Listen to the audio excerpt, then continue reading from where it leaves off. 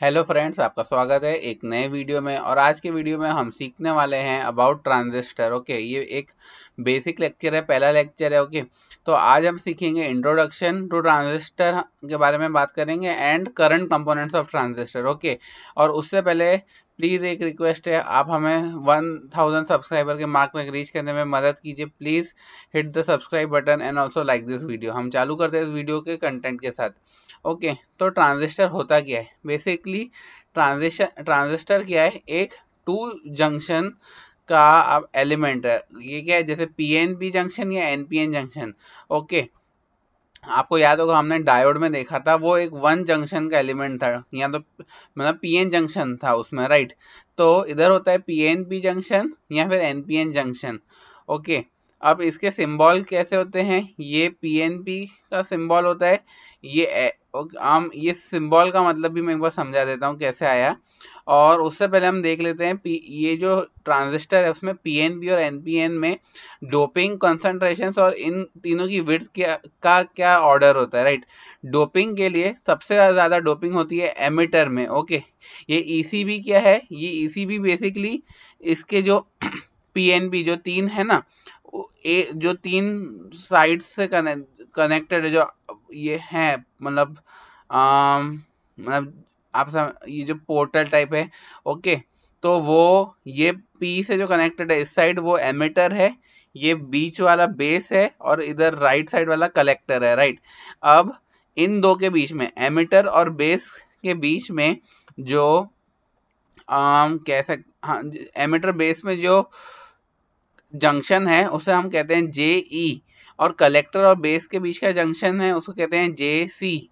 Okay, अब इस चीज को हमें बार बार लिखना पड़ेगा, एमिटर बेस कलेक्टर कौन सा है, तो इसे हम सिंबल्स की वजह से रिप्रेजेंट कर सकते हैं।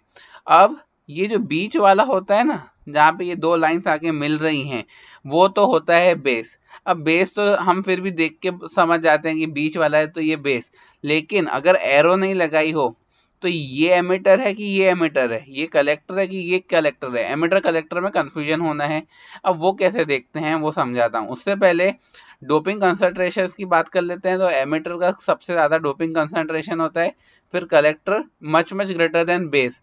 बेस में डोपिंग लेवल्स बहुत कम होते हैं, और विड्थ में कलेक्टर सबसे ज़्यादा, फिर एमिटर और much much greater than base. तो बेस हमेशा लास्ट में ही आएगा, और बेस काफ़ी थिन होता है और बहुत ही कम डोपिंग कंसंट्रेशन होती है। तो बेस तो बहुत ही मतलब हमेशा लास्ट ही आ रहा है दोनों ऑर्डर्स में, राइट। तो अब ये आए कैसे, ये मैं समझाता हूँ। इसमें क्या है, आप क्या कीजिए, जो ये नीचे वाला साइड है ना, ओके, ये अभी हम इसे लेते हैं हमेशा एमिटर। ओके, ये एमिटर, ये बेस, ये कलेक्टर। अब ये हमने नीचे वाले को कह तो दिया एमिटर, लेकिन वो पीएनपी है कि एनपीएन है वो डिसाइड होता है इस एरो की डायरेक्शन से। अब वो कैसे? वो ऐसे कि अगर हम इसे फॉरवर्ड बायस कर दें, राइट, मतलब P पॉजिटिव टर्मिनल से कनेक्टेड है, N नेगेटिव टर्मिनल से कनेक्टेड है। ओके, तो करंट का डायरेक्शन होगा P टू N, राइट। तो एरो इधर आ गई, और जिस ब्रांच पे एरो है वो होता है एमिटर। तो एमिटर पे इधर आ गई एरो, और ये हो गया बेस और ये हो गया कलेक्टर। और अगर हम इसे, ये जो बेस और कलेक्टर है एनपीएन में, उसे फॉरवर्ड बायस करें, तो P जो है पॉजिटिव टर्मिनल कनेक्टेड है, P टू N जाएगा करंट, करंट का डायरेक्शन दिखा दिया इधर, और N नीचे, ये हो गया एमिटर। तो इस तरह से ये दो सिंबल्स मिलते हैं, और ये दो सिंबल्स काफ़ी काम के हैं। इसके बाद हम नेक्स्ट चीज़ पे जाते हैं कि जो जे ई है और जे सी है, या तो ये फॉरवर्ड बायस्ड हो, ये फॉरवर्ड बायस्ड हो, या फिर ये फॉरवर्ड बायस ये रिवर्स बायस, या फिर ये रिवर्स ये फॉरवर्ड बायस, या फिर दोनों रिवर्स बायस। अब इससे चार कॉम्बिनेशन बन गए, तो चार कॉम्बिनेशन को हमने लिस्ट कर लिया, forward forward, forward reverse, reverse forward, reverse reverse. Okay, अब इनको कुछ पर्टिकुलर टर्म्स नाम दिए गए हैं, राइट। और वो नाम काफ़ी इंपॉर्टेंट है, क्योंकि डायरेक्टली क्वेश्चन में आपको नाम मिलेंगे और उनसे आपको रिलेट करना रहेगा। तो फर्स्ट कंडीशन है फॉरवर्ड फॉरवर्ड की, वो उसको नाम दिया गया है saturation region. Okay, saturation region हो गया, सेकेंड है फॉरवर्ड रिवर्स, उसे कहते हैं एक्टिव रीजन। मतलब एमिटर और बेस का जो जंक्शन है वो फॉरवर्ड बायस्ड हो और जो कलेक्टर और बेस का रीजन है वो रिवर्स बायस्ड हो। ओके, तो वो होता है एक्टिव रीजन और काफी कॉमन है एक्टिव रीजन क्वेश्चंस में। और तीसरा है आरएफ, वो होता है इनवर्स एक्टिव रीजन। और चौथा आरआर, उसका ऐसा कुछ वो बहुत रेयरली होता है क्वेश्चंस में। ओके, अब हम नेक्स्ट चीज देखते हैं, करंट कंपोनेंट्स के बारे में हम बात करते हैं। अब करंट कंपोनेंट्स के बाद, हाँ, तो हम बात कर रहे थे करंट कंपोनेंट्स के बारे में। अब करंट कंपोनेंट्स में क्या है, जैसे हमने ये एग्जांपल लिया है PNP वाला केस, राइट, जहाँ पे N जो है वो सैंडविच्ड है बिटवीन द टू P, ये जो सेमीकंडक्टर्स है, राइट।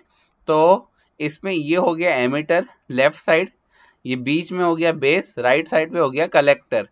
अब हम इसे किस रीजन में ये यूज कर रहे हैं, ये है एक्टिव रीजन। एक्टिव रीजन में क्या था, JE should be in forward bias and JC should be in reverse bias, तो हम वो भी देख लेते हैं। ये है P, ओके, ये होना चाहिए पॉजिटिव टर्मिनल से connected for JE in forward bias, ये पॉजिटिव से कनेक्टेड है, ये बेस नेगेटिव से है, तो ये जो JE है ये हो गया फॉरवर्ड बायस। अब इधर ये जो N है ये पॉजिटिव से कनेक्टेड है और P जो है नेगेटिव टर्मिनल से कनेक्टेड है, तो JC जो है वो हो गया रिवर्स बायस्ड। ये फॉरवर्ड, ये रिवर्स, कौन सा हुआ, एक्टिव रीजन में हम ऑपरेट कर रहे हैं इससे, इस ट्रांजिस्टर को। ओके, अब इसमें क्या होता है कि एक करंट आया यहाँ से, IE current. Okay, IE current का क्या है, एमिटर से जो करंट एंटर कर रहा है। ओके, अब इसमें और यहाँ से IB करंट लीव करता है, यहाँ से IC करंट लीव करता है। तो सबसे पहली चीज इसमें जो हम देख सकते हैं कि इसमें हम इस नोड, इधर जो नोड है उस पर हम लगाते हैं current law, right, Kirchhoff's current law. तो उससे मिलता है हमें IE equal to IB plus IC, और वही इधर लिखा हुआ भी है IE equal to IB plus IC। तो सबसे पहली और सबसे बेसिक चीज तो क्या हो गई, IE equal to IB plus IC। अब नेक्स्ट चीज क्या होती है, ये है फॉरवर्ड बायस्ड, राइट, JE वाला जंक्शन। तो फॉरवर्ड बायस में क्या होता है, current conduction due to majority carriers होता है, करेक्ट। तो मेजॉरिटी कैरियर्स P साइड क्या है, होल्स हैं, तो होल्स मूव कर रहे हैं इस साइड, तो वो हो गया IHE, मतलब current due to holes on the emitter side. और जो N है, N में मेजॉरिटी कैरियर्स कौन से हैं, वो हैं इलेक्ट्रॉन्स, तो इलेक्ट्रॉन्स मूव करेंगे इस साइड। ओके, अब क्योंकि इलेक्ट्रॉन्स इस साइड मूव कर रहे हैं तो करंट की डायरेक्शन क्या होगी, opposite to the movement of electrons, तो वो हो गई इस साइड। तो IEE क्या है, current due to electrons on the emitter side. Okay, IHE is due to the crossing of the holes from the emitter to the base junction, and IEE is due to the crossing of the electrons which are majority carriers in N side from the base to the emitter side. Okay, ये EB junction को electrons cross करते हैं from base to the emitter side, तो वो IEE current constitute करते हैं। Okay, अब हमें एक और चीज पता है कि N जो है वो बहुत ही लाइटली डोप्ड है, राइट, बहुत, सॉरी नॉट N, मतलब बेस, मेरा मतलब बेस है, हमने तो देखा बेस बहुत ही ज्यादा लाइटली डोप्ड है।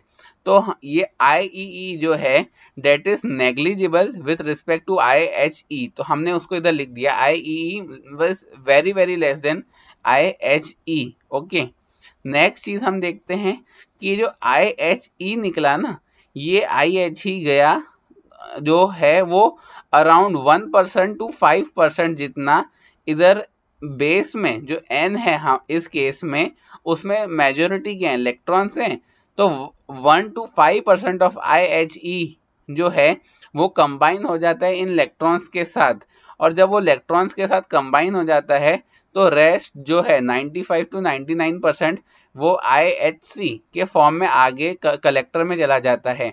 IHC क्या है, it is on the current due to holes on the collector side, and these holes cross from the base to the this collector region. Okay, ये CB जंक्शन को cross कर रहे हैं और ये आए कहाँ से हैं? ओरिजिनली एमिटर साइड से आए हैं। अब हमें पता है कि ये जो JC है, right, junction of collector and base, वो कैसा है? रिवर्स बायस है, करेक्ट। तो अब अगर ये रिवर्स बायस है तो इधर जो करंट फ्लो होगा वो किसकी वजह से होगा? माइनॉरिटी चार्ज कैरियर्स की वजह से होगा, राइट। तो अब बेस में जो N है उसमें माइनॉरिटी चार्ज कैरियर्स कौन से हैं? होल्स हैं। तो होल्स क्रॉस करेंगे CB जंक्शन को from base to collector and they constitute IHCO, right. और इधर P साइड में जो कलेक्टर है उसका P साइड, उसमें माइनॉरिटी चार्ज कैरियर्स क्या हैं? इलेक्ट्रॉन्स हैं।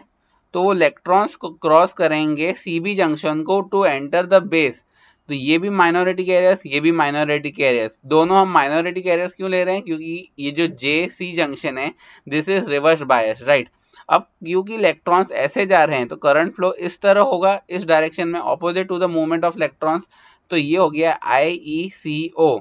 ओके, अब इन दोनों का जो सम होता है ना, IACO और IECO, ये मिलके होता है ICO, that is the current, okay, from this junction towards collector, this CB junction towards collector, right. तो वो हो गया ICO। अब हम लिखेंगे ICO equal to ISCO plus IECO, correct. अब इधर कलेक्टर पे दो करंट्स पहुंचे अभी तक मतलब ये दो ही पहुंचे, IHC और ICO और IHC। तो मिलके क्या बन जाएंगे? IC को हमने लिख दिया ICO प्लस IHC। अब इसमें एक और ट्विस्ट है, मतलब ट्विस्ट नहीं है, मतलब IHC जो है उसको हम एक और तरीके से लिख सकते हैं।